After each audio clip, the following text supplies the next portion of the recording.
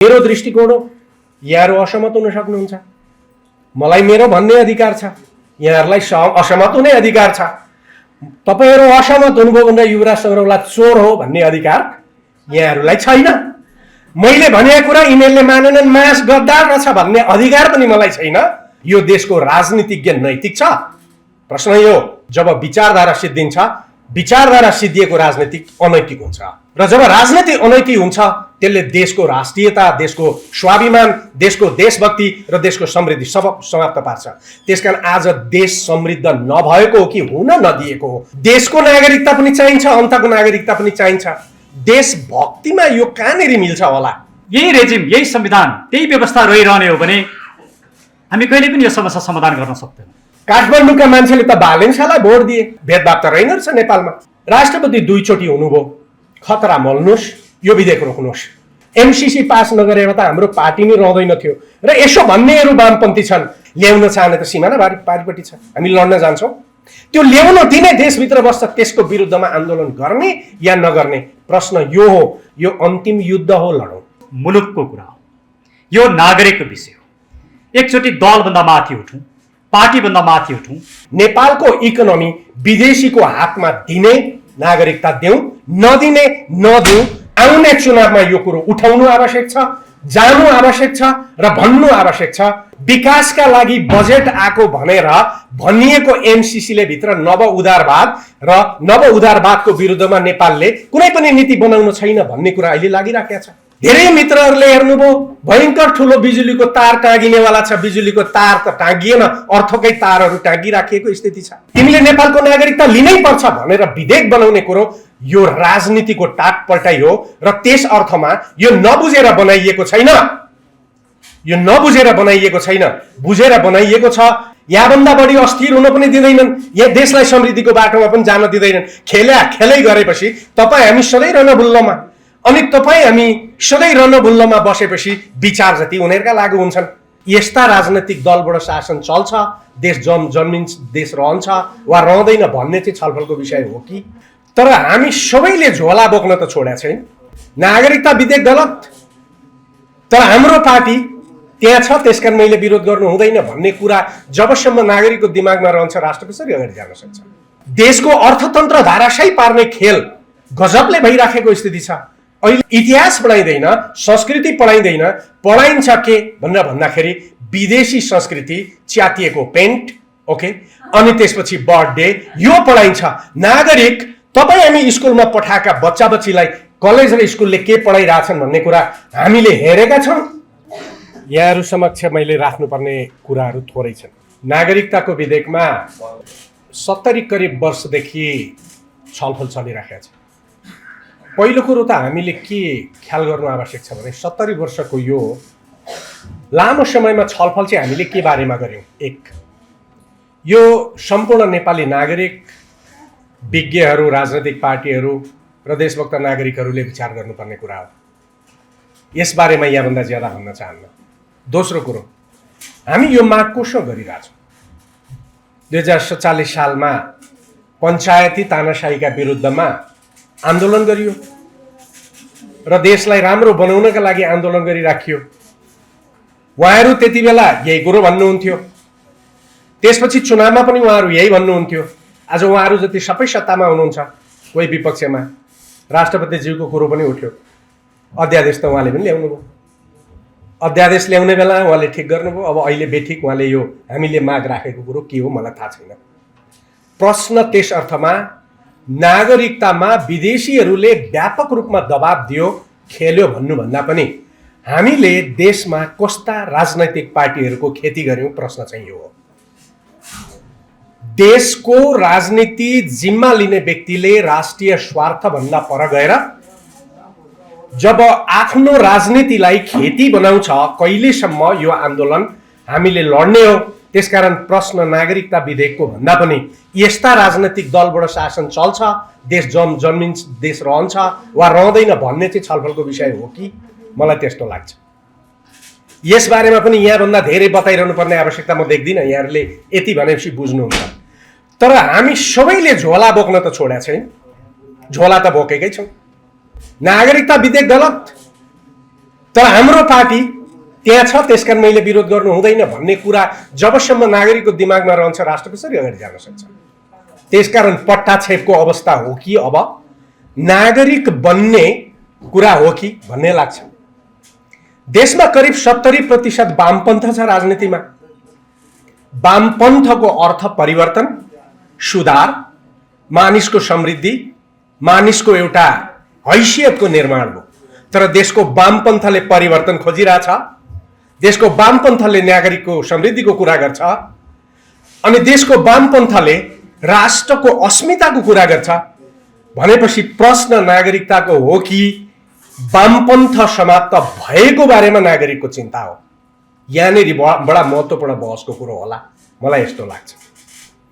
नागरिकताकै विषयमा कुरा गर्दाखेरि मेरो एउटा सधैँभरि के दृष्टिकोण छ भने हामी नागरिकताको कुन पक्षको आन्दोलन हो त्यो पक्षमा स्पष्ट भएर आन्दोलन गर्ने गरौँ। हामी तराईमा पहाडमा पनि गरिब, दलित, महिलाहरू थुप्रो एउटा संख्या छ, उनीहरूले नागरिकता नपाएको कुरालाई पनि आन्दोलनभित्र सँगै राख्छौँ। महिला बिहे गर्ने बित्तिकै नेपालमा आएर नागरिकता प्राप्त गर्नु हुँदैन भन्ने कुरालाई पनि त्यही बास्केटमा राख्छौँ। अनि विदेशीहरू माइग्रेट गरेर नेपालमा आएर अङ्गीकृत नागरिकता लिने र देशलाई चाहिँ देशको जनसङ्ख्यालाई अल्पमतमा परिणत गर्ने कुरालाई पनि त्यही बास्केटमा हाल्छौँ। यी फरक फरक समस्या हुन्। यी फरक फरक समस्यामा हाम्रा फरक फरक दृष्टिकोण बन्नुपर्ने आवश्यकता मैले देखेको छु। त्यही कुरामा अस्पष्ट भएको कारणले गर्दाखेरि नागरिकलाई समष्टिगत रूपमा देशको पक्षमा नागरिकताको विषयलाई लिएर आन्दोलनमा उतार्न नसकिएको हो कि मलाई त्यस्तो लाग्छ। हिजो एउटा निश्चित समय थियो कि नेपालको जङ्गल फडानी भइराखेको थियो, बिहार गरिब थियो, सबै मान्छे नेपालतिर प्रवेश गर्न चाहन्थ्यो। त्यति बेला नागरिकता एउटा समस्याको रूपमा थियो। त्यसपछि अर्को समस्या आयो। अहिले पछिल्लो समय नागरिकताको अर्को समस्या जन्मिराखेको छ। त्यो समस्या एकाधिक र धनी देशका मान्छेहरूले नेपालमा सत्ताको प्रयोग गरेर नागरिकता लिने प्रवृत्ति। अर्को एउटा अस्ति एउटा ट्विटमा आयो नि, मानसिकता कस्तो बनेको छ भने देशको विज्ञ, राम्रो विज्ञ भएको हुनाले सभासदमा उठ्नका लागि योग्य होइन, आमा स्विस श्रीमती थाई अनि हार्वर्ड पढेका कारणले सांसद हुनका लागि योग्य भनेर लेख्ने बौद्धिकता विकास भएको छ देशमा। सम्पूर्ण अर्थमा व्हाइट सुप्रेमेसीलाई देशमा कायम गर्ने खालको परिकल्पना देशभित्र छलफल भइरहेछ। हरेक कुरा व्हाइट सुप्रेमेसी, हरेक कुरा व्हाइटले गरेको ठिक, हरेक कुरा व्हाइट कल्चर ठिक, व्हाइट सिभिलाइजेसन ठिक। म यो भन्दिनँ उनीहरूको सिभिलाइजेसन गलत हो, तर हाम्रो सिभिलाइजेसन फरक हो, हाम्रो सोच फरक हो, हाम्रो भूगोल फरक हो। त्यस अर्थमा यसभित्र अस्पष्टताको कारणले नागरिकताको कुरो ल्याइराखेको हो कि भन्ने मलाई लाग्छ। अब प्रश्न उठ्छ, देशमा पनि बस्दिनँ, बाहिर बस्छु, देशको नागरिकता पनि चाहिन्छ, अन्तको नागरिकता पनि चाहिन्छ। देशभक्तिमा यो कहाँनिर मिल्छ होला? यसलाई दार्शनिक रूपमा प्रश्न गर्नुपर्ने होला नि। म देशमा चाहिँ बस्दिनँ, अन्तै बस्छु, म उहीँको हुन्छु, पासपोर्ट उसकै प्रयोग गर्छु, तर मलाई कुनै दिन फेरि नेपाल पनि चाहिन सक्छ, त्यसका नेपालको पनि नागरिक हुन्छु। यो पनि होइन। इन्डिया र ब्रिटेनमा हाम्रो नागरिकहरू सेनामा छ, उनीहरूमाथिको अन्यायको विरुद्धमा 25-30 वर्षदेखि म लडिराखेको छु। तर कहिलेसम्म यो बारेमा पनि त सोच्नुपर्छ होला नि त। कहिलेसम्म हामी नागरिक दिइरहन्छौँ अरू देशलाई? यो बारेमा छलफल हुँदैन। सधैँ नागरिक गइरहन्छ, भेदभाव भइरहन्छ, लडाइँ चलिरहन्छ। यो प्रश्न पनि नागरिकतासँग जोडिन्छ। यी सबै कुराहरू छन्। म आज यी बारेमा सबै कुरा चर्चा गर्न चाहन्न। पछिल्लो समय अहिलेको जुन नागरिकता ऐन विधेयक आइराखेको छ, यो विधेयक यो समय ल्याउने विधेयक थियो या थिएन? यो राजनैतिक स्वार्थबाट आयो, यसबारेमा पनि धेरै भन्नुपर्ने आवश्यकता छैन। देशको राजनीति गर्ने व्यक्तिहरू देशको स्वार्थलाई आफ्नो र पार्टीको स्वार्थमा परिणत गरेर प्रयोग गर्ने सोच देशमा विकास भइसकेपछि यो भएको हो। त्यसकारण प्रश्न इन्डिया, अमेरिका कतैतिर तेर्सिने होइन होला। यो देशको राजनीतिज्ञ नैतिक छ? प्रश्न यो। र मेरो ठोस यसबारेमा दृष्टिकोण के हो भने जब विचारधारा सिद्धिन्छ, विचारधारा सिद्धिएको राजनीति अनैतिक हुन्छ, र जब राजनीति अनैतिक हुन्छ त्यसले देशको राष्ट्रियता, देशको स्वाभिमान, देशको देशभक्ति र देशको समृद्धि सब समाप्त पार्छ। त्यसकारण आज देश समृद्ध नभएको हो कि हुन नदिएको हो भन्ने बारेमा बहस हुनुपर्ने स्थिति हो नि। देश समृद्ध हुन रोकिएको स्थिति हो र रोकिएको स्थिति अनैतिक राजनीति र विचारहीन राजनीतिले हो भन्ने कुरामा पनि स्पष्ट हुनुपर्ने स्थितिमा नागरिकताको बारेमा थोरै कुरा राख्छु। एक, हामी राष्ट्रियता र नागरिकतालाई एकै बास्केटमा राखेर हेर्ने गर्छौँ। राष्ट्रियता फरक कुरो, बाबुआमाबाट ट्रान्सफर गर्छ। नागरिकता बाबुआमाबाट ट्रान्सफर हुने कुरो होइन, त्यो त राज्यको स्वाभाविक अभिव्यक्तिको कुरा हो। उनले कसलाई नागरिकको रूपमा स्वीकार गर्छ राजनैतिक अधिकार प्रयोग गर्नको लागि कानुन बनाएर संविधान लेखेर, त्यसभित्रको कुरा हो। बाबुआमाबाट जन्मिएको कारणले राष्ट्रियता आउने हो। हामी आमाबाट राष्ट्रियता ट्रान्सफर गर्न वा हस्तान्तरण हुन दिन चाहन्छौँ वा दिन चाहदैनौँ। हामी बाबुबाट राष्ट्रियता ट्रान्सफर गर्न दिन चाहन्छौँ वा चाहदैनौँ, यो फरक बहसको विषय हो।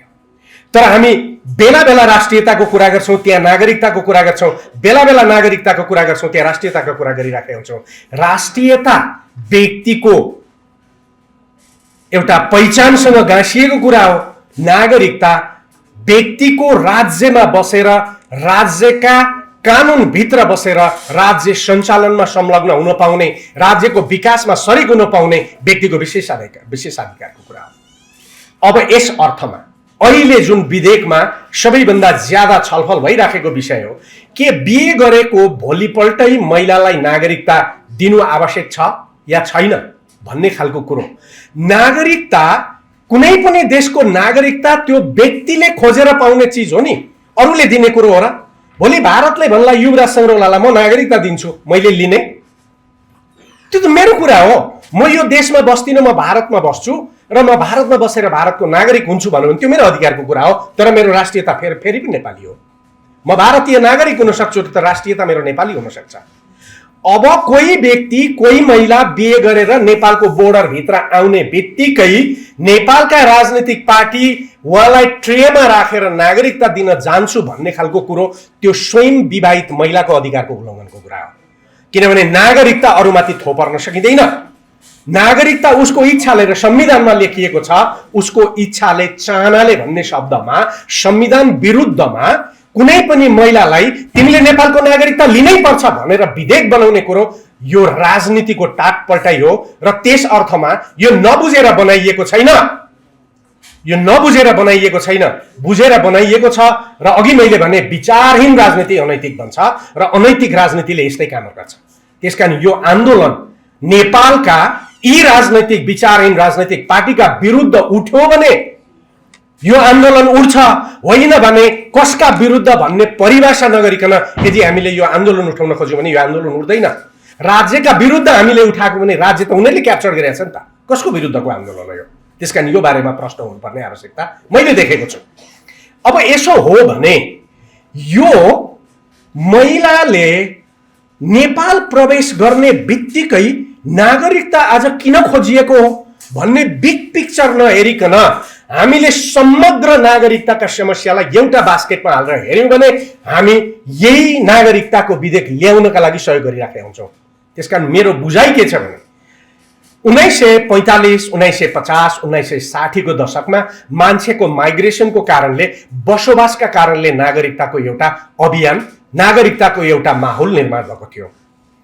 अहिलेको युग आज 2020-2022 सम्म आइपुग्दाखेरि संसारमा मानिसहरूले म कुन देशको नागरिक बन्छु भन्ने कुरो लगभग निश्चित गरिसकेको अवस्था हो। म कहाँको नागरिक बन्छु भन्ने अनिश्चित भएको अवस्था आजको होइन। भने फेरि नागरिकताको विवाद के कारणले जन्मिराखेको छ भन्दाखेरि राजनैतिक अधिकारका कारणले होइन, यसका पछाडि बढ्दो साम्राज्यवाद र त्यो साम्राज्यवाद विकासशील र कम विकसित देशका राष्ट्रिय स्रोतहरू, प्राकृतिक स्रोतको कब्जाको लागि बढी मुखरित भएर आइराखेको अवस्था छ।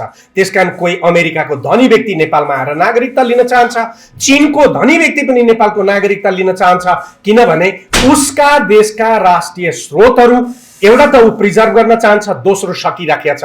त्यसकारण हामी जस्ता कमजोर देशका राष्ट्रिय स्रोत, राष्ट्रिय प्राकृतिक स्रोतहरूमा कब्जा गर्ने एउटा नियतले यो आइराखेको छ। त्यसकारण यो बारेमा धेरै स्पष्ट गरिरहनुपर्ने आवश्यकता छैन। किन अहिले महिलाको नागरिकता यति धेरै आवश्यकता छ?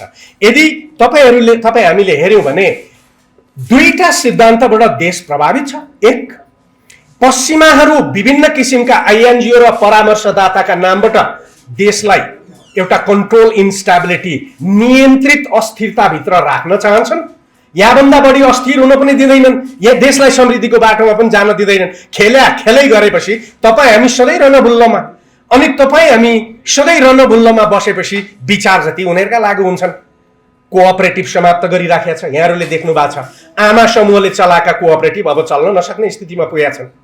सानातिना गरिब जनताले चलाएका कोअपरेटिभहरू चल्न नहुने अवस्थाको सृजना भइराखेको छ। अस्ति विकासका लागि बजेट आएको भनेर भनिएको एमसीसीले भित्र नव उदारवाद र नव उदारवादको विरुद्धमा नेपालले कुनै पनि नीति बनाउनु छैन भन्ने कुरा अहिले लागिराखेको छ। धेरै मित्रहरूले हेर्नुभयो, भयंकर ठुलो बिजुलीको तार टाँगिनेवाला छ। बिजुलीको तार त टाँगिएन, अर्थकै तारहरू टाँगिराखिएको स्थिति छ। देशको अर्थतन्त्र धाराशायी पार्ने खेल गजबले भइराखेको स्थिति छ। अहिले त्यसैको कडीको रूपमा यो नागरिकता विधेयक आइराखेको छ। त्यसकारण पुरुषहरूले नागरिकता प्राप्त गर्न भन्दा महिलाहरूले नागरिकता प्राप्त गर्न सहज ढङ्गबाट विवाह गरेको सीमाना क्रस गर्दा नेपालमा नागरिकता दिनुपर्छ भन्ने कुराहरू अहिले जो आइराखेको छ, त्यसको पछाडि एउटा मूलभूत कारण के हो भनेर भन्दाखेरि आर्थिक दृष्टिकोणबाट इन्डियाले 1950 र त्योभन्दा अगाडि 1923 मा ब्रिटिश राज र त्यसपछि 1950 को इन्डियाले गरेको जुन नेपालको स्वतन्त्रता गाइडेड इन्डिपेन्डेन्स, भारत निर्देशित एउटा जुन स्वतन्त्रता हो, र त्यसभित्र अहिलेसम्म भारतले नेपालको राजनीतिभित्र सूक्ष्म विश्लेषण गर्यो, सूक्ष्म व्यवस्थापन गर्यो र एकपल्ट उसले सोच्यो कि मधेसका पार्टीहरूलाई भारतको नजिक लगेर देशमा नेपालमा कब्जा गर्न सकिन्छ। त्यो पनि सम्भव भएन। काठमाडौँका मान्छेले त भालेन्सालाई भोट दिए, त्यस्तो भेदभाव त रहेन रहेछ नेपालमा। अहिले गर्दै गर्दै भारतीय व्यापारीहरूको सोच के भइरहेछ भन्दाखेरि नेपालमा हिजो महिलाहरूसँग भारतीय व्यापारीहरू आएर बिहे गर्ने, अनि उनीहरूका नाममा कम्पनी खोल्ने, अनि टाट पार्ने, ब्याङ्कबाट लोन लिने, अनि टाट पार्ने, अनि विदेश जाने कुरा र नेपाली महिलाहरू जेलमा पठाउने कुराबाट मात्रै नेपालको नेसनल इकोनोमी समात्न सकिएन। अब नेपालको नेसनल इकोनोमीमा समात्नु पर्छ भन्ने सोच अहिले पश्चिमी नव उदारवाद र इन्डियाको यो गाइडेड इन्डिपेन्डेन्स भित्रको सूक्ष्म व्यवस्थापन अन्तर्गत ल्यायो, बे गरियो, अनि त्यसपछि नागरिकता लियो, अनि त्यसपछि त नेपाल ब्याङ्कको बोर्डमा पनि जान पाइयो नि, ब्याङ्क पनि खोल्न पाइयो नि, फाइनान्सियल इन्स्टिट्युसन पनि क्याप्चर गर्न पाइयो नि। त्यसकारण पैसाको दृष्टिकोणले त नेपालको इकोनोमी भारतको मातहतमा छँदैछ। हरेक कुरा 160 ले निर्धारण गर्छ। अब नेपालको नेचुरल रिसोर्सेसहरू कब्जा गर्ने हो भने भारतीय नागरिकहरूका नाममा कम्पनी र कर्पोरेसनहरू खोल्नु आवश्यक छ, र नेपालको इकोनोमीलाई क्याप्चर गरियो भने भारतको सूक्ष्म व्यवस्थापन नेपालमा सहज हुन्छ भन्ने पछिल्लो व्यवस्थापन र पछिल्लो विश्लेषण यहाँहरूले भारतीयहरूले लेखेका आर्टिकलहरू, पिलामारीदेखि लेखिएका आर्टिकलहरू सबै पढ्नुभयो भने स्पष्ट छ। त्यसकारण हाम्रो आन्दोलन कसका विरुद्धमा? यो ल्याउन दिनेको विरुद्धमा, यो ल्याउन चाहनेको विरुद्धमा। ल्याउन चाहने त सीमाना पारिपट्टि छ, हामी लड्न जान्छौँ। त्यो ल्याउन दिने देशभित्र बस्छ, त्यसको विरुद्धमा आन्दोलन गर्ने या नगर्ने प्रश्न यो हो। बौद्धिकले भन्ने यति नै मात्रै होला, नागरिकताका प्रावधानमा विश्लेषण अत्यन्तै धेरै गरिसक्यो, गर्नु आवश्यक छैन। यो मञ्चलाई मेरो आह्वान के हो भन्दाखेरि नेपालको इकोनोमी विदेशीको हातमा दिने नागरिकता देऊ, नदिने नदिऊ। त्यसकारण अध्यादेश भन्दा अगाडिको अर्को प्रयत्न, त्योभन्दा अगाडिको प्रयत्न, जितेन्द्र देवदेखिका त्यो घटनाहरूलाई हेर्दै आउनुभयो भने एउटा भगीरथ कसरत केमा देखिन्छ भन्दाखेरि राजनैतिक रूपमा अहिलेको दुनियाँमा एउटा सोभरन राष्ट्रलाई अर्को सोभरन राष्ट्रले क्याप्चर गर्न सक्दैन। त्यो कुरो प्रश्न छ। संयुक्त राष्ट्र संघ छ, अन्तर्राष्ट्रिय कानुन छ, र नागरिकहरू संसारभरि जागरुक छन्। तर अब देशका राष्ट्रियता, देशको देशभक्ति र नागरिकको स्वतन्त्रतालाई कब्जा गर्ने उपाय के हो? एउटै मात्रै उपाय हो, त्यो देशको अर्थतन्त्रलाई आफ्नो हातमा लिनुहोस्, मानिसलाई दास बनाउनुहोस्। त्यो दास त्यसले जे भन्यो त्यही गर्छ। त्यसकारण यो मल्टिनेसनल कर्पोरेसन्सले चलाएको युगमा धनी देशहरू हाम्रो देशको स्रोतलाई आफ्नो अधीनमा राख्नका लागि यो खालका विधेयकहरू लिएर आइराखेका छन्। म तपाईलाई 3टा उदाहरण दिन्छु। योभन्दा अगाडि संसदमा न्युक्लियर प्रशोधन सम्बन्धी ऐन आएको यहाँहरूलाई थाहा होला। हामीले धेरै लड्यौँ, धेरै छलफल गर्यौँ र पार्लियामेन्टमा एक दिन एउटा सभासदले के भन्नुभयो भन्दाखेरि बल्ल बल्ल मुस्ताङको न्युक्लियर यो बेचेर देश धनी पारौँ भने त्यो पनि खाइदिनु भयो भन्यो उहाँले भन्नु। मैले भने तपाईँले के ठान्नु भएको छ त्यो न्युक्लियर माथिको त्यो मुस्ताङको त्यो सलाइका बट्टामा लगेर रक्सलमा बेचौँला भन्ने ठान्नु भएको छ? त्यो त पत्थर हुन्छ। त्यो पत्थरलाई प्रशोधन गर्न धेरै गाह्रो छ। त्यसकारण मल्टिनेसनल कर्पोरेसनहरू आइराखेका छन्। एउटा ठुलो एनआरएनको जमात यसमा संलग्न थियो। त्यसपछि शिक्षा ऐन हेर्नुहोस्। शिक्षा ऐनमा नेपालको टोटल शिक्षालाई डिस्ट्रक्सन गरिएको छ। म्याथमेटिक्स छैन, हिसाब पढाइँदैन, इतिहास पढाइँदैन, संस्कृति पढाइँदैन। पढाइन्छ के भनेर भन्दाखेरि विदेशी संस्कृति, च्यातिएको पेन्ट, ओके, अनि त्यसपछि बर्थडे, यो पढाइन्छ। नागरिक तपाईँ हामी स्कुलमा पठाएका बच्चा बच्चीलाई कलेज र स्कुलले के पढाइरहेछन् भन्ने कुरा हामीले हेरेका छौँ। दोस्रो तेस्रो कुरो, पछिल्लो चोटि एमसीसी को विरोध हामीले अमेरिकाको विरोधका लागि गरेका थिएन। त्यहाँभित्र लेखिएको नव उदारवाद नेपालको समाजवाद उन्मुख संविधानलाई विस्थापित गर्नको लागि ल्याइँदै थियो। हामीले यो भन्यौँ कुनै पनि राष्ट्रसँग गरिएको, एउटा कर्पोरेसनसँग गरिएको सन्धिले त्यो देशको अर्थतन्त्र कस्तो हुन्छ भनेर डिफाइन गर्नु हुँदैन। तर त्यसलाई भारतले पनि किन स्वीकार गर्यो? किनभने भारतलाई यो विधेयक चाहिएको थियो, हाम्रा नेताहरूलाई यो विधेयक चाहिएको थियो। अस्ति भर्खरै एउटा कुन चाहिँ नेताले भन्नुभयो भनेर कतातिर देखाएको थिएँ, एमसीसी पास नगरेर त हाम्रो पार्टी नै रहँदैन थियो। र यसो भन्नेहरू वामपन्थी छन्। अब वामपन्थको बारेमा पहिला सोचौँ, अनि वामपन्थको बारेमा सोचेपछि अनि राजनीति कस्तो हो र नागरिकता कस्तो हो भन्ने कुरो स्पष्ट हुन्छ। र यो नागरिकताको विरुद्धमा अहिले अन्य कुराहरूलाई छोडेर यो आर्थिक देशको स्रोत क्याप्चर गर्नका लागि यो ल्याइएको हो।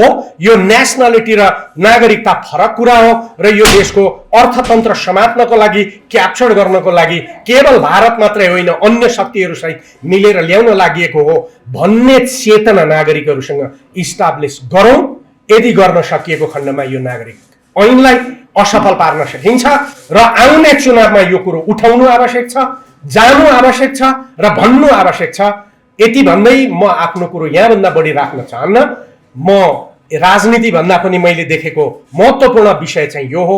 यसको बारेमा तपाईँ हामीले चलाक हुनु आवश्यक छ भन्ने मेरो दृष्टिकोण हो। यहाँहरू असहमत हुन सक्नुहुन्छ, मलाई मेरो भन्ने अधिकार छ, यहाँहरूलाई असहमत हुने अधिकार छ। तपाईहरु असहमत हुनुभयो भने युवराज सौरवलाई चोर हो भन्ने अधिकार यहाँहरूलाई छैन। मैले भनेको कुरा यिनीहरूले मानेनन्, मास गद्दार रहेछ भन्ने अधिकार पनि मलाई छैन। त्यसकारण मेरो तर्क जस्तै अर्को तर्क आओस्, छलफल गरौँ र पार्टिकुलर यो इस्युलाई केन्द्रित बनाएर अगाडि जाउँ। र मैले अस्ति टेलिभिजनमा भने राष्ट्रपति दुईचोटि हुनुभयो, खतरा मोल्नुहोस्, यो विधेयक रोक्नुहोस्। किनभने इलेक्सन जारी भइसकेपछि संसद सिद्धियो। यो संसदले यो नागरिकता एक्सेप्ट गर्न सक्दैन। अब त्यसकारण संविधानको मर्म अनुसार हामीले संविधानको संरक्षण गर्ने हो भने यो नागरिकता विधेयक रोक्नु आवश्यक छ र देशभरि यो नेपाललाई राजनीतिक रूपमा होइन, जातीय विभाजनबाट होइन, अनेक तर्कबाट होइन, केही गर्दा पनि नसकेपछि यहाँको अर्थतन्त्र आफ्नो अधीनमा ल्याउने अन्तिम यो खेल, यो कन्ट्रोल इन्स्टेबिलिटी र गाइडेड इन्डिपेन्डेन्सको थ्योरीभित्र भइराखेको छ। यो अन्तिम युद्ध हो, लडौँ। धन्यवाद। म अलिक प्राविधिक रूपमा आफ्ना कुरा राख्न चाहन्छु। नागरिकता समस्याका थुप्रै पाटाहरू छन्। ती पाटाहरूमध्ये मैले 6वटा मुख्य समस्या देखेको छु। जबसम्म हामी ती सबै समस्यालाई एकमुष्ट रूपमा समाधान गर्न सक्दैनौँ, एउटा समस्यालाई मात्रै उजागर गरेर या एउटा समस्याको मात्रै निदान खोजेर नागरिकता समस्या समाधान हुने मैले देखेको छैन। नागरिकताको समस्या आजदेखिको समस्या होइन, यो 2020 सालदेखिको समस्या हो। ज्यूका त्यौँ यो समस्या बल्झिराखेको छ र अहिले कानुनी रूपमा हेर्दाखेरि संविधान आफैमा पनि ठुला समस्याहरू छन्। नागरिकता ऐन 2063 मा पनि समस्याहरू छन् र अहिलेको जुन नागरिकता ऐनलाई संशोधन गर्न ल्याइएको विधेयक छ, यो विधेयकमा पनि समस्याहरू छन्। यी तीनटै समस्याहरू, संविधान, नागरिकता ऐन र विधेयक, यी तीनटैमा भएका समस्यालाई हामीले हेर्दाखेरि म मूलतः 6वटा समस्या छन्, त्यसैमा म आफ्नो धारणा राख्न चाहन्छु। सबभन्दा पहिलो समस्या हाम्रो खुल्ला सिमानामा छ। खुल्ला सिमानाको कारणले जसरी खास गरिकन 1950 को ट्रिटीलाई हेर्ने भने 1950 को ट्रिटीले नेपाल र भारत दुवैमा एकअर्काका नागरिकलाई एकअर्को देशमा आउन जान दिने, व्यापार व्यवसाय गर्न दिने, लगानी गर्न दिने कुराहरू जुन राख्यो, त्यसले सीमा व्यवस्थापन गर्न नपाइने भनेको थिएन। तर हाम्रो राजनीतिक परिवर्तन यस्तो रह्यो कि हामीले सीमा व्यवस्थापन कहिले पनि गरेनौँ। परिणाम भारतबाट नेपालमा आउने र नेपाली बनेर नागरिकता लिने एउटा अभियानै रह्यो। यसलाई दुईटा तथ्यहरूले प्रमाणित गर्छन्।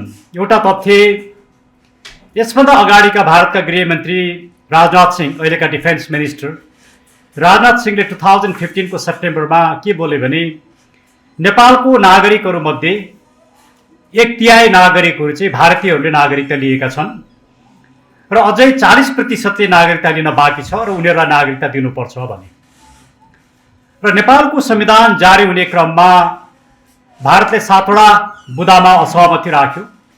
त्यसमध्येको 7औं बुदा नागरिकतासँग नै सम्बन्धित थियो। यो घटनालाई नेपाल सरकारले कहिले पनि गम्भीरतापूर्वक लिएन, खण्डन गरेन। यसले के देखाउँछ भने वास्तवमा राजनाथ सिंहले भनेको कुरा सत्य रहेछ भन्ने कुरा देखाउँछ। भने अर्को तथ्य के देखिन्छ भने 2032 सालदेखि 2063 सालसम्म आइसक्दाखेरि 1,05,00,000 मानिसले विभिन्न टोलीहरू मार्फत नागरिकता पाएका छन्। यी दुईटै घटनाहरू चाहिँ खुल्ला सिमानाको कारणले भएका घटनाहरू हुन्। त्यसैले म यसको व्याख्या गर्दिनँ। खुल्ला सिमानालाई हामीले जबसम्म व्यवस्थापन गर्न सक्दैनौँ, यो समस्या कुनै न कुनै रूपमा जिउका त्यौँ रहन्छ। त्यसैले नागरिकतासँग यो विषय जोडिएको छ भन्ने मलाई लाग्छ पहिलो। दोस्रो र गम्भीर समस्या के हो भने cut off date. Cut off date भनेको के हो भने हामी कोही पनि नागरिकता ऐन या पहिलोचोटि मुलुकमा नागरिकता दिने कानुन आएर नागरिकता नदिइन्जेलसम्म कोही पनि वैधानिक रूपमा नागरिक हुँदैन। हामी नेपालीहरू पहिलोचोटि कहिले नागरिक भयो भने 2020 सालको नागरिकता ऐन आएपछि हामी नागरिक भयौँ। तर त्यो नागरिकता ऐनले, यो नागरिकता ऐन प्रारम्भ हुनुभन्दा अगाडि नेपालमा जन्मेका र नेपालमा बसोबास गरेकाले नागरिकता पाउनेछन् भन्ने व्यवस्था गरिदिएको भए तीबाट कट अफ डेट सुरु हुन्थ्यो। तर यसले खुल्ला गरिदियो।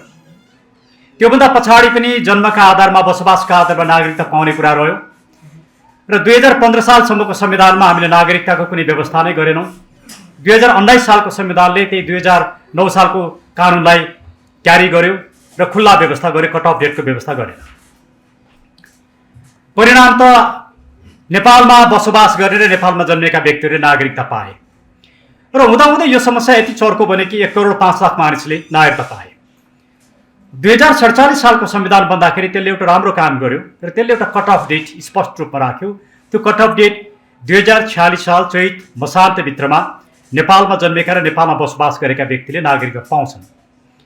यो भनिसके पछाडि त्यो डेटमा नेपालको नागरिकता पाइसके पछाडि त्योभन्दा पछाडि त बाबुआमा नेपाली भएपछि उनका सन्तानले नागरिकता पाउने कुरा सो त थियो। त्यस पछाडि जन्म र बसोबासका आधारमा नागरिकता दिने कुरालाई हामीले बन्द गर्न सक्नुपर्छ। हामीले त्यो गरेनौँ।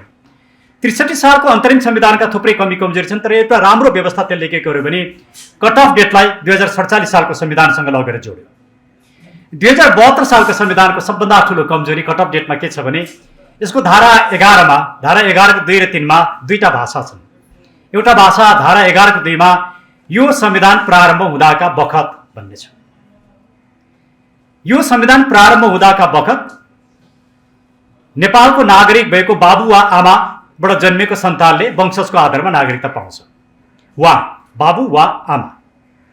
धारा 11(3) मा यो संविधान प्रारम्भ हुनु अघि, बखत र अघि बाबु र आमा दुवै नेपालको नागरिक भएका सन्तानले नेपाली नागरिकता वंशजको आधारमा पाउँछन् भन्ने छ।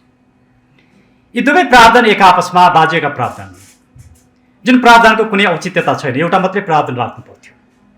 यो जुन प्रावधान राख्यो यहीँबाट कट अफ डेटका कुराहरूलाई खुकुलो बनाइयो र 2000 अहिलेको विधेयकको सबभन्दा ठुलो समस्या के हो भने यसले 2072 साल असोज 3 गतेलाई कट अफ डेट मान्यो। यसको अर्थ त्योभन्दा अगाडि नेपालमा जन्मेर बसोबास गरेका व्यक्तिहरूले नागरिकता पाउने बाटो यसले खोलिदियो। त्यो सबैभन्दा खतरनाक छ।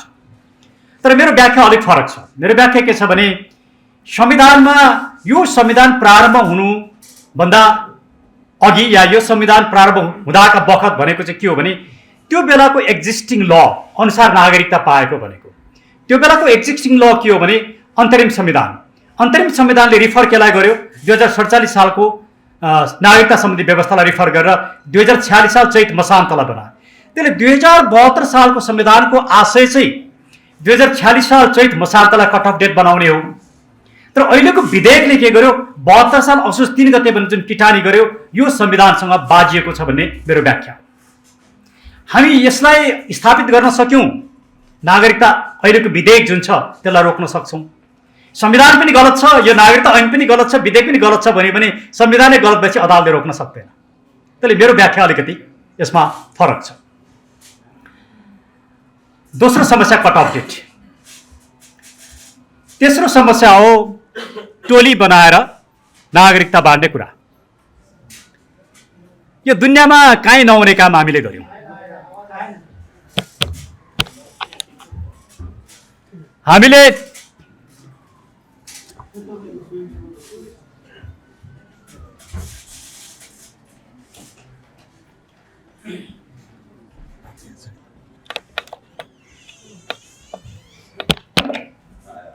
हामीले टोली बनाएर नागरिकता बाँड्ने काम गर्यौं। एउटा गजबको व्यवस्था के छ भने 2063 सालको नागरिकता ऐनले मात्रै टोली बनाएर नागरिकता बाँड्ने व्यवस्था गर्यो। त्योभन्दा अगाडि नागरिकता ऐनले कहिले पनि टोली बनाएर नागरिकता बाँड्ने व्यवस्था गरेन। तर हामीले व्यवहारमा टोली बनाएर नागरिकता बाँड्यौं, जुन एउटा ठूलो गम्भीर भूल थियो। पञ्चायत कालमा पनि भोट ब्याङ्क बढाउनका लागि नागरिकतामाथि राजनीति गरियो। पञ्चायत कालमा पछाडि पनि भोट ब्याङ्कको लागि राजनीतिका लागि नागरिकतामाथि राजनीति गरियो। त्यसैले होला 2032 सालतिर या 36 सालतिर हाम्रो देशको भौगोलिक अवस्था, नागरिकको चेतना, यातायात नभएको, कम्युनिकेसन नभएको कारणले घर घरमा गएर नागरिकता दिनु उपयुक्त नै थियो होला। तर अहिलेको समय त्यस्तो छैन। त्यसैले हामीले टोली बनाएर नागरिकता बाँड्ने कुरालाई जबसम्म रोक्न सक्दैनौं तबसम्म यो समस्या जिउँका त्यौं रहन्छ। त्यसले नागरिकता ऐनमा पनि ठूलो समस्या छ। टोली बनाएर नागरिकता बाँडेको कारणले हामीले 63 सालमा मात्रै सरकारी तथ्याङ्कका आधारमा झन्डै 28 लाखलाई बाँडियो। इन्फर्मल आएको डेटा अनुसार 54 लाखलाई बाँडियो। यो किसिमको दुर्भाग्य हामीले जुन बेहोर्नु परेको छ यसको अन्त्य गरिनुपर्छ, अनि मात्रै यो समस्याको समाधान हुन्छ भन्ने मैले तेस्रो कुरा राखेँ। चौथो कुरा अंगीकृत नागरिकताको सवाल। अंगीकृत नागरिकताको सवाल कस्तो जटिल सवाल छ भने यसका 3टा पाटो छन्। एउटा पाटो नेपाली समाजमा विहङ्गम रूपमा योगदान गरेको, नेपाली भाषा बोल्ने, नेपाली सभ्यता संस्कृति बुझेको, कुनै एउटा क्षेत्रमा ठूलो योगदान गरेको त्यस्ता व्यक्तिहरूलाई नागरिकता दिने, अंगीकृत रूपमा नागरिकता दिने, नेपालमा 15 वर्ष बसोबास गरेको भन्ने कुरा राखिएको छ। यो भनेको सीमित व्यक्तिहरूले पाउने, यसमा कुनै पनि आपत्ति छैन। यसको दोस्रो पाटो के छ भने नेपाली महिला नागरिकले विदेशीसँग विवाह गरेर उनका बालबच्चा, विदेशीबाट भएका बालबच्चा नेपालमा बसोबास गरेको आधारमा उनीहरूले नेपाली नागरिकता पाउने, अर्थात् यसलाई हाम्रो आफ्नो भाषामा भान्जा भान्जीले नागरिकता पाउने भनेर हामी भन्छौँ। यो व्यवस्था आफैमा एउटा सिरियस ग्याप हो हाम्रो नागरिकता सँग सम्बन्धित लिगल रेजिममा। खालि यसको प्रयोजन के मात्रै हो भने नेपाली महिला नागरिकबाट जन्मिएका सन्तानले उसको बाबुको देशमा कानुन नभएको कारणले नागरिकता पाउन सकेनन् या अन्य कुनै कारणले नागरिकता पाउन सकेनन्, उनीहरू स्टेटलेस भयो भने त्यस्तो एउटा गम्भीर अवस्थामा राज्यले विचार गर्न सक्ने सम्भव, तर as a matter of right, अधिकारको रूपमा नेपालको नागरिकता प्राप्त गर्ने होइन। हामीले वास्तवमा संविधानको धारा 11 को 7 लाई हेर्यौं भने कहीँ कहीँ सुशब्द रूपमा यो कुरालाई रोक लगाएको पाइन्छ, तर संविधानलाई जस्तो व्याख्या गरे पनि हुने किसिमको संविधान छ। प्रब्लम त्यहाँनिर छ र अदालतले कसरी व्याख्या गर्छ, एकदम अदालत अनप्रेडिक्टेबल छ। हाम्रो कुनै पनि इन्स्टिट्युसन प्रेडिक्टेबल छैन, समस्या त्यहाँबाट सृजना भएको छ। त्यसैले अहिले जसरी यो अध्यादेश लिएर आयो र नागरिकता ऐनको दफा 5 मा भएको दफा 5 को 2 मा भएको व्यवस्था छ, यो साह्रै घातक छ। त्यसैले यो अंगीकृत नागरिकताको यो व्यवस्थाको बारेमा आम डिस्कोर्स हुन जरुरी छ र यो समस्या सम्बोधन हुनुपर्छ। त्यो भनेको के हो भने अनलेस स्टेटलेस हुने अवस्थामा राज्यले एउटा वैकल्पिक व्यवस्थासम्म गर्न सक्ने छ भन्ने हुन सक्छ, तर नागरिकता दिनुपर्ने कुरा अब्लिगेसन राख्न सकिँदैन। अंगीकृतको अर्को पाटो के छ भने नेपाली नागरिकसँग विवाह गर्ने विदेशी महिलाले नागरिकता पाउने कुरा। अहिले हामी मूलतः यही विषयमा विवाद गरिराखेका छौं। धेरै मुलुकहरूमा सर्टेन पिरियड अफ टाइम व्यतीत भइसके पछाडि मात्रै विवाह गरेकी महिलाले नागरिकता पाउँछन्।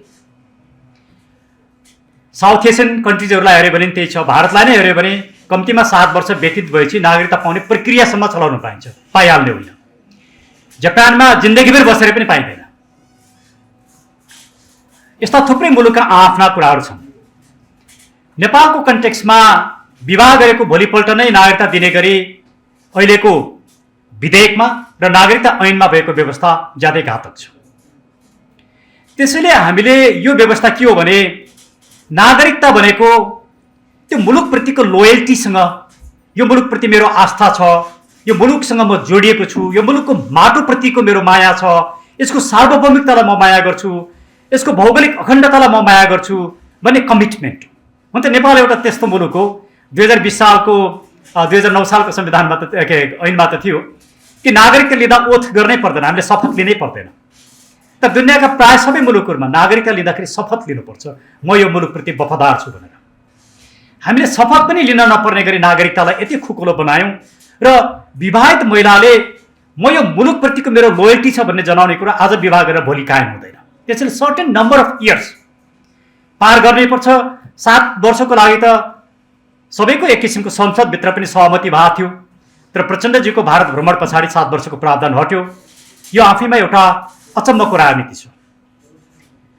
त्यसैले मलाई के लाग्छ भने कम्तीमा पनि 10 वर्ष नेपाली भाषा लेख्ने, बोल्ने, पढ्ने, नेपालप्रतिको लोयल्टी छ भन्नेको प्रमाणित हुने जस्ता प्रावधान राखेर मात्रै नेपाली नागरिकसँग विवाह गर्ने विदेशी महिलालाई नागरिकता दिनुपर्छ।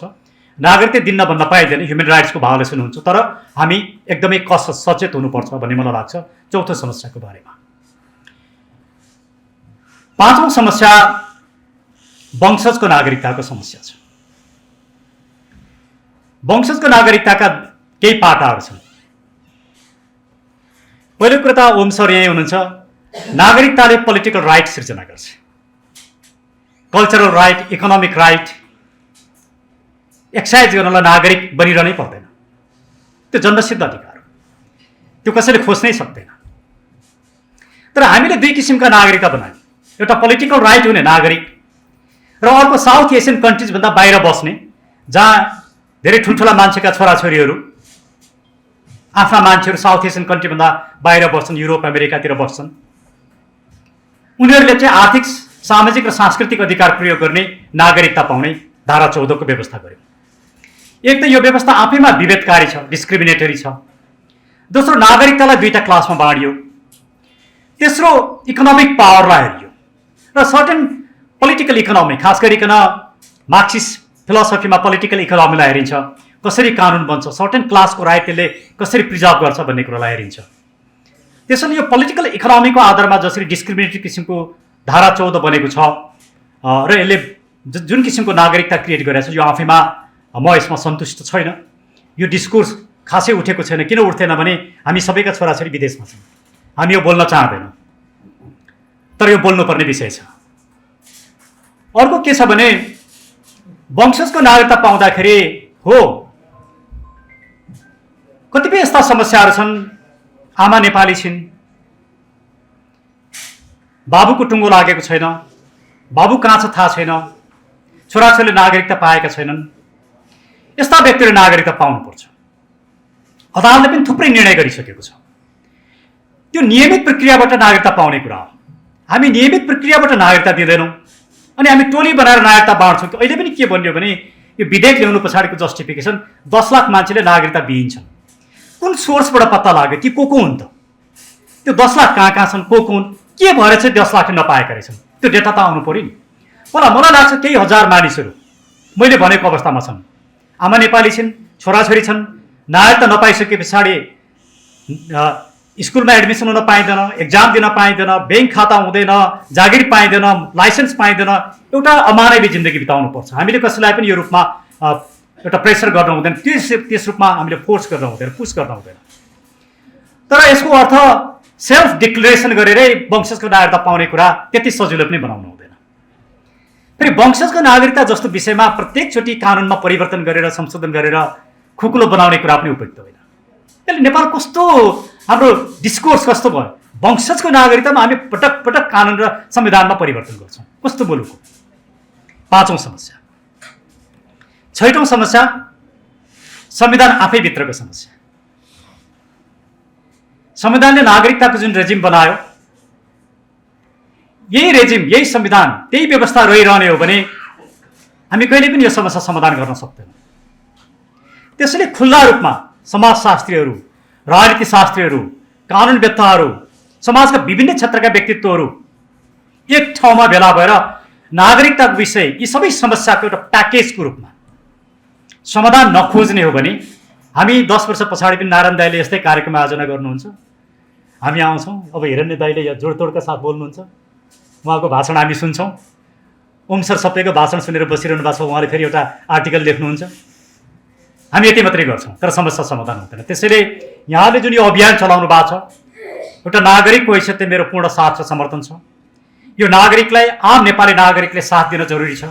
म कुन पार्टीको हुँ, कुन विचार बोक्छु भन्ने कुरा यसमा प्रतिबिम्बित हुँदैन। यो मुलुकको कुरा हो, यो नागरिकको विषय हो। एकचोटि दलभन्दा माथि उठौँ, पार्टीभन्दा माथि उठौँ, राजनीतिक विचारभन्दा माथि उठौँ। जो साथीहरूले, जसले यसको नेतृत्व गर्नुभएको छ, उहाँहरूलाई साथ दिउँ भन्ने अनुरोध गर्दै, मेरो पूर्ण साथ भएको कुरा दोहोऱ्याउँदै, मेरो अदालतमा मुद्दा भएको कारणले म बिदा पनि माग्छु। धेरै धेरै यहाँलाई धन्यवाद दिन चाहन्छु।